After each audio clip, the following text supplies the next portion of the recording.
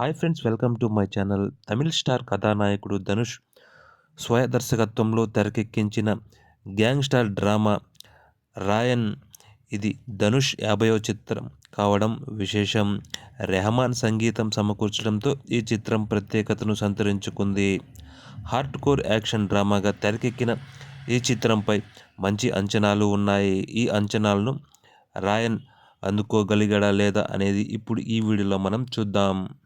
వీడియోలోకి వెళ్ళే ముందు మీరు కానీ మా ఛానల్ని మొదటిసారిగానే చూస్తుంటే దయచేసి తప్పనిసరిగా సబ్స్క్రైబ్ చేసుకోండి. అలాగే వీడియోని ఒక లైక్ చేసి మన ఛానల్కి అయితే సపోర్ట్ చేయండి.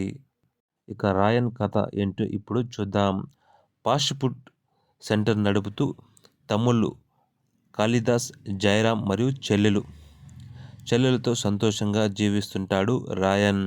గొడవలకు దూరంగా ఉంటూ కుటుంబ బాధ్యతలు నిర్వహిస్తూ సజావుగా సాగుతున్న రాయన్ జీవితంలోకి లోకల్ డాన్ దురై మరో డాన్ రామన్ ఎంటర్ అవుతారు.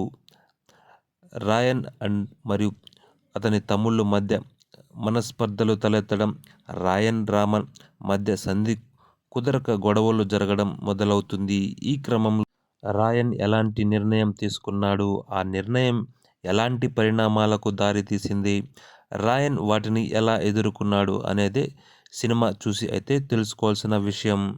ఇక సూటిగా సుత్తి లేకుండా సినిమా రివ్యూ గురించి అయితే చూద్దాం. Tamil hero Dhanush milestone movie రాయన్.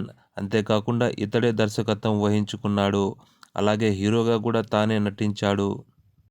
సందీప్ కిషన్, కాళిదాస్, జయరాం, దుసారా విజయన్, అపర్ణ, బాలమురళి, ప్రకాష్ రాజ్, సెల్వ రాఘవన్ తదితరులైతే కీలక పాత్రలు చేశారు.